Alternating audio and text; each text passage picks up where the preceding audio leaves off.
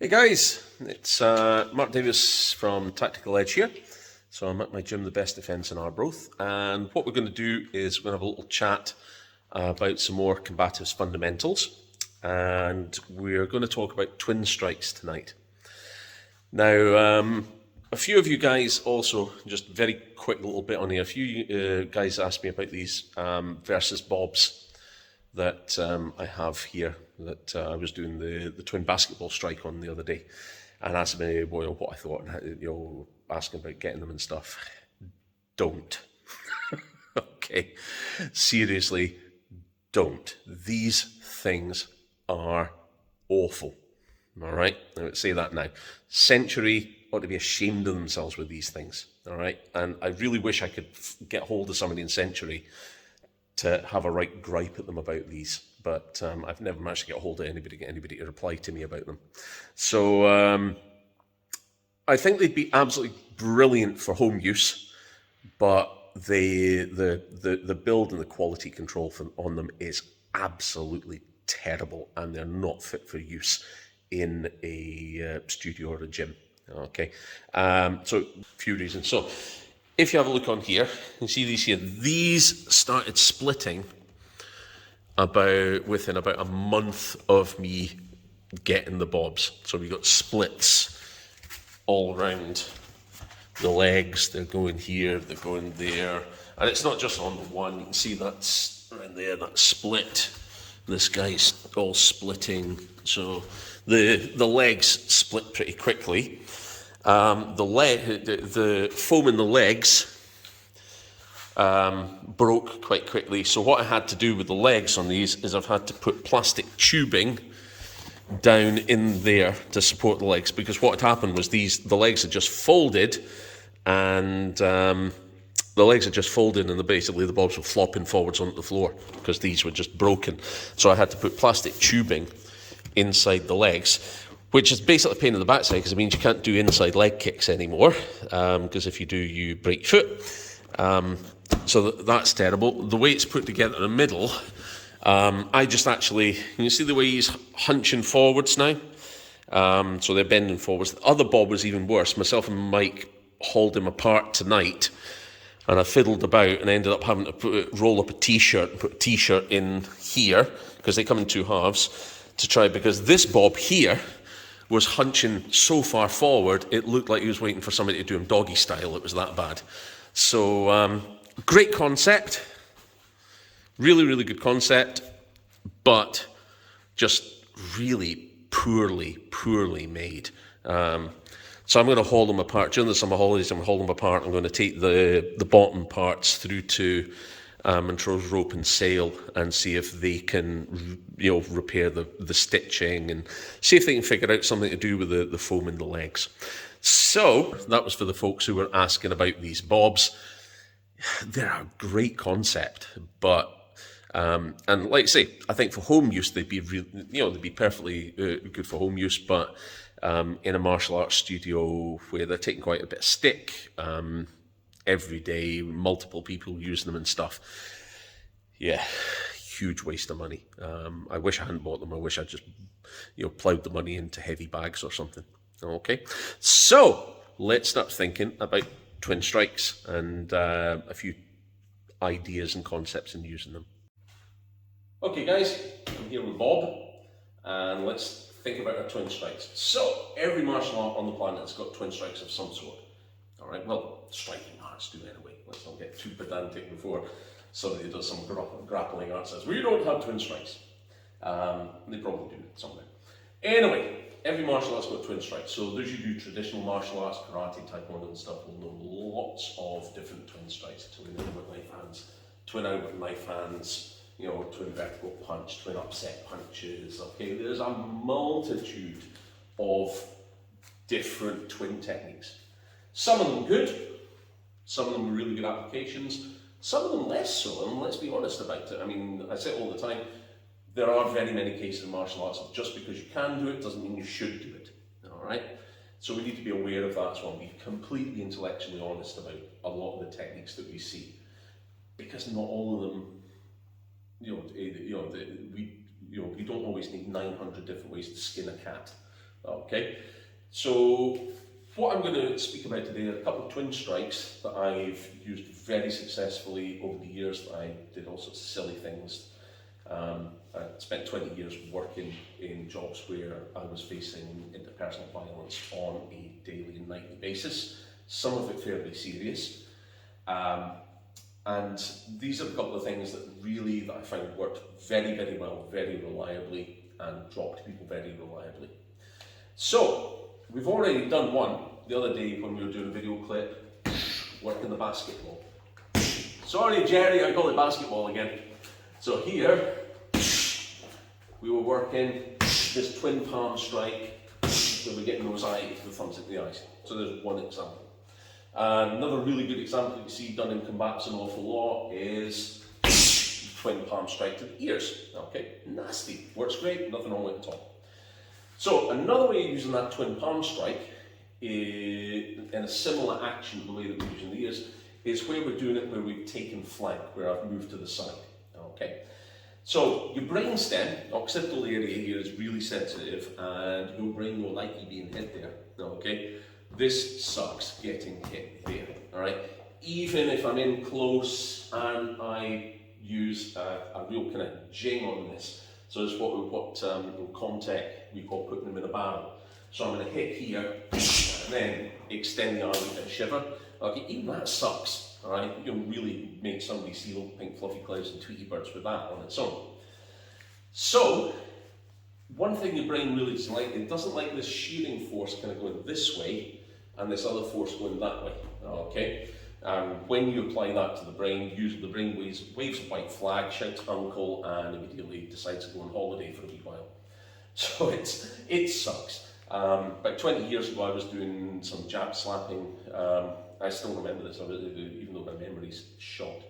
I was doing jab slapping with UKSF and the SSM at the time, a very, very good friend of mine. And long martial arts background as well, and he was like, I want to feel it, want to feel it, want to feel it. He was like that. So I was like, no, you don't want to feel it. He was like, yes, I do want to feel it. So I did it quite gently. All I did was an arc hand into the back of the neck there, arc hand into the forehead. I did it about that hard. And honestly, turned like 6 different shades of green. Eyes were like all over the place. He was like, oh my god, that was sucked. That was sucked. Don't ever do that to me again. I was like, you asked? And to this day, he's never forgiven me for it either. So it really does suck. So if I take flank, okay, come from this open position, what I like to do is I like to drive the cut in hand. You can use the palm, nothing wrong with that. I tend to bring it over a little bit and use this part of the hand here and strike into the face here. So we've got this twin strike, like so. The good thing about this leads us, like a tactical edge, this leads us straight into a head tilt or a head twist. Okay, so you're immediately in a takedown. And the other thing we need to address, okay, the elephant in the room apart from myself, is that in self-defense you're lawfully responsible for the safety of your opponent, as strange as that seems. And this is something a lot of people don't take into account when they're doing, combatives or motions or self-defense or whatever you want to call it. So we're in my gym at the moment, there's mats on the floor and stuff. You can get dropped on this fairly hard and you're going to be okay. Not the same on concrete or tarmac, yeah? Here in Sleepy Angus, where, to my friends across in America, I mean, our population centres here are tiny compared to a lot of yours. I know for a guy from Montrose and a guy from Arbroath, 2 people just locally who have both done significant prison time for accidentally killing people in stupid drunken fights outside pubs. Same thing, both instances. Guy gets hit, falls over, hits his head on someone, and he's dead. Yeah. One of them hits head on a lamppost, other one hits head on the curb. All right, back of the head hits the curb, dead. Okay. So we always want to remember that whenever we're striking somebody and knocking them out, we need to be ready to deal with that fall and not just let them go bosh into the ground. So the good thing about these strikes is, you imagine if I've hit here, I'm in a position that when he drops and I'll be completely honest with you, if I've ever hit anybody with this in anger, I haven't had to follow up, they have just dropped, okay? So here, I'm in a position where I'm able to control the head. So as he drops, I can stop this thing from hitting the ground hard, okay? So it's really useful for that. So, multiple different ways of drilling it, okay? I can maybe go from a frontal position, bosh, take flank and strike, okay? So, loads of different ways of doing it, yeah? Okay? Lots of different ways of drilling it, okay? Now, if you think about the way the body opens and closes, if we're going from defense to counter-attack, possibly say, let's think about Hubud. Well, Hubud is block, pass, trap. Yeah, okay. So the third beat in Hubud is conceptual. It doesn't have to be the trap. In fact, the second beat's conceptual as well, but let's not go there just now. Big rabbit hole. So, if I've got block and I've passed and taken flag, I'm in this open position, boom. Straight away I have access to that strike, okay? If I've shielded and passed, boom, okay? If I've maybe bobbed, boom, okay? So there's loads of different ways we can put it in application. I'm just a little bit difficult to do that here because I don't have anybody here with me at the moment, get the idea? So, but you can imagine if I've gone, okay, he's swinging at me, yeah, there's my Hubud. There's my parachute. Okay, so lots of different ways of using it off, shields, blocking and passing, all these motions. Now, let's think about the same thing but with an elbow strike. So we all know front elbows.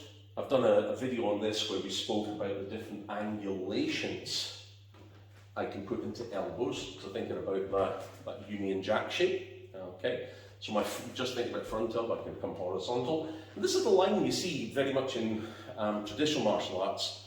Some martial arts, you'll see elbows in patterns of kata and stuff, but they don't really work them very much. When they do work them, you always see this horizontal shot, okay?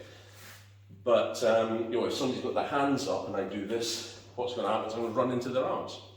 Very often you see people throwing multiple elbows, elbow, elbow, elbow. Well, if I hit them with the first one, when I pull back, chances are, naturally what do? You cover the site of injury and pain.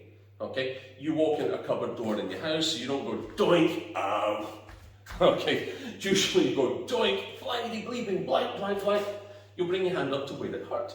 So if I hit him with the first one, and he brings his arms up, and the second one and third one are very often just hitting arms.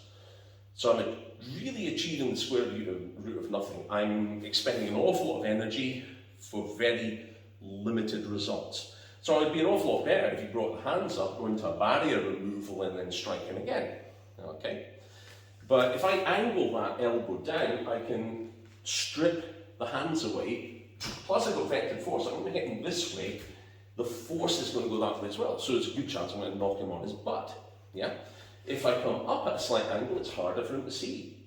Okay, so angling the elbow strikes is really good as well. Once again, off down Tangent Boulevard. So, back on track. So if I'm doing a front elbow, a lot of times you'll see people get a point of attachment, bosh, and then hit them with an elbow. Once again, this is great, there is nothing wrong with that. But what I can do is instead of making a point of just grab and make a point of attachment, is I can hit at the same time. Okay? So I'm going to hit him in the back of the head at the same time as I hit him with the elbow. Now, it doesn't have to be back of the head with the elbow, I could be hitting with the quad sinus, okay? Hitting in the side of the neck, sternocleidomastoid mastoid at the same time as hitting with the elbow, okay? We're just kind of limited it to thinking about brainstem at the moment. So you imagine, once again, I blocked, passed, boom. I got my angulation, boom, okay? I've bobbed, boom, okay? So there's a lot of different ways that we can do this. That one there, I did the elbow to the back of the head, and I did the palm of the front, okay? There's a lot of different ways you can play about with this, okay? I maybe started off on attack, boom, and then boom, done that to my finisher. And once again, I'm in a position where, you know, I can control this head and do stuff or stop him from hitting the ground. Okay, so 2 different nice little strikes. Then, like I say, I've want of a better phrase, field tested them many, many times. Okay, so first one, boom. Okay, bust the nose, cover the vision area, and at the same time, shake the jelly about inside the head. Lovely concussion, 2 forces going this way, yada yada yada. You know, like it. Okay. Second one, offline, elbow and striking into the back of the head. Okay.